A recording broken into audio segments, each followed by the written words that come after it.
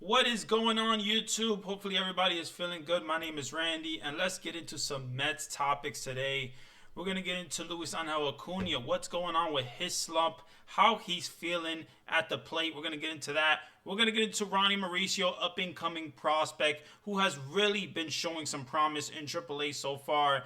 And we're going to get into Juan Soto getting hot. So let's get right into these topics. We got Acuna to talk about, guys. Luis Angel Acuna has been struggling. I don't know what's going on with Luis Angel Acuna. He's not getting a lot of playing time, but the beginning of the season, he got a lot of playing time when he was obviously playing with Beatty because Jeff McNeil had the injury with the oblique injury, and Luis Angel Acuna was doing good. He was hitting the ball the other way. He was working the at-bats. He was working really good at-bats against really good pitchers. And I like Luis Angel Acuna. I think he is a guy that has a lot of talent. He's a guy that has the speed, the elite speed, man. Acuna is a great guy. When it comes to speed, he is one of the best when it comes to he can score on a shallow left field fly ball. That's how fast he can just run. And man, his speed is very, very essential. We've seen in recent days how Acuna's speed has been essential. Obviously, the flyouts. And I really like Acuna. I think he's a really good talent, but he's been struggling. And maybe it has to do with the playing time. We just haven't seen the at-bats that we really need to see from Luis Angel Acuna. And ever since Jeff McNeil came back, we haven't seen the at-bats that we need to see. So we're going to get into some stats here. We got Luis Angel Acuna batting 246, guys. 246, no home runs. But at the end of the day, I like Luis Angel Acuna. 11 stolen bases, and you got a 590 OPS. That is not going to get the job done. He's really been struggling, just not looking good at the plate. And I just want what's best for this kid. But we're looking at the last 15 games, guys, a 133 batting average. That is not going to get the job done. And he's a guy that doesn't need a lot to get on base. He gets a little blooper, he could get on base. A little blooper, a little ground ball, whatever, and he could beat out the ball for an infield hit. And what I like about Luis Angel Acuna is he can put the pressure on the defense. That is what's really essential about Luis Angel Acuna. So, to me, it's been seeing a lot of struggles. The at-bats haven't been good. And I don't know if he's gotten away from his approach from the beginning of the season, because he looked good in the beginning of the season, but now it's just he's not getting a lot of playing time. And when you really think about it, a young player, what's going on with the development of a young player, you don't want to hurt the development of a young player. He's only 23 years old, so he might be called back to AAA. Maybe the Mets are going to bring him down to AAA. I don't know. But the slump, I mean, last 15 games, a 133 batting average, that is not going to get the job done. That is not what you want. Now we're going to get into, overall, guys, a prospect that is Ronnie Mauricio, a very, very exciting prospect. If you haven't heard about Ronnie Mauricio, I mean, I would do some research about him right now, because he's a guy that looks like a Ellie De La Cruz, O'Neal Cruz build, a guy that has power, a guy that has speed, a guy that has a plus arm as well.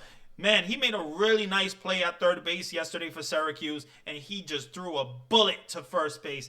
I like Ronnie Mauricio. I've been following him basically his whole career, and I think he's going to be a very impactful player once he gets up here. Now, we're going to look into some stats here with Ronnie Mauricio. I mean, he reached base 3 more times yesterday in AAA, so he's been really killing it. He's been slashing a 515, 564, I mean, 818, 1,382 OPS. A very, very impressive OPS in AAA. Now, this is between 9 games, 3 home runs. This guy is looking like a stud. He's looking great at the plate. And I just really like Ronnie Mauricio. I feel like this guy is a guy that's going to be an impactful player for the New York Mets. And he's going to really do something for the Mets. But he went 2 for 4 with an RBI in yesterday's game with a walk and a stolen base. And the Mets and David Stearns, Carlos Mendoza and David Stearns, said they are paying attention to Ronnie Mauricio and his success and what he has been doing. But they're also paying attention to his defense. and the fact that he's playing back-to-back games, because he missed a whole year of baseball, so they want to take it a little slow with Ronnie Mauricio. And I feel like I understand where they're coming from, but I just think he's putting them in a position where even Carlos Mendoza said it. He said, Ronnie Mauricio, if he keeps hitting the way he's hitting, he's going to force his way up here. So I think this kid is going to be a very impactful player. And just imagine if you slot Ronnie Mauricio into this lineup with a Francisco Lindor, a Juan Soto, a Pete Alonso, a Brandon Nimmo, these type of guys, a Brett Beatty, these type of guys, I mean, there is no telling what they can do, because I feel like Ronnie is going to be a very impactful and impressive player. And when it comes to prospects, a guy like Brett Beatty, Mark Vientos, you look at those type of guys like Luisano Acuna, to me, the higher ceiling out of all the prospects is Ronnie Mauricio, just because of all the tools this guy has, the energy, the speed, the power, the build. I mean, this guy is really something to be excited for. So if you don't know Ronnie Mauricio, I hope you are excited about Ronnie Mauricio now after I talked about it. Oh, man. So let's get into what I want to get into here. Our next topic, our last topic, is going to be Juan Soto. Yes, I know you guys want me to talk about Juan Soto. Juan Soto is getting hot, guys. His last 2 games has really been hitting home runs, has been hitting the ball well, and what I really, really like is he's been first pitch swinging. There was a game in Colorado, I think it was the second or the first game, after the Brandon Nimmo home run, right away, first pitch swinging, put the pressure on the pitcher. He hit a bomb to the opposite field. So I feel like Juan Soto, when he goes at his best, he doesn't need to pull the ball all the time. He can go the other way. He can go straight away with the ball. And I feel like he's looked a little unbalanced. He hasn't looked a lot of, he's looked unbalanced. So I think Soto is going to be just fine. Yes, the average is 231, I believe, 10 home runs.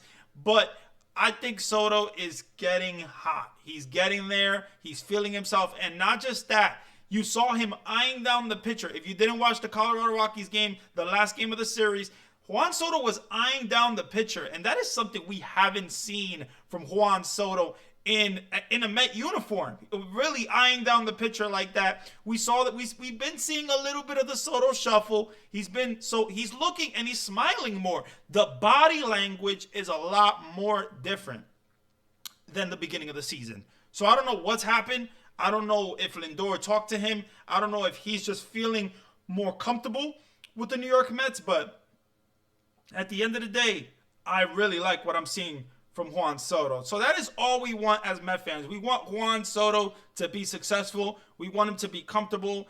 And I feel like he is getting there. He is getting there. And yeah, man. So we will see. Hopefully you guys enjoyed the video. If you did, definitely do me a favor. Leave a like, comment, and subscribe. My name is Randy. Have a good one. And let's go Mets, man. Let's get this win. We got the Dodgers to get into. So, yeah, the Dodgers to go after. And it's a 4-game series. It's not going to be easy. But let's go Mets, y'all.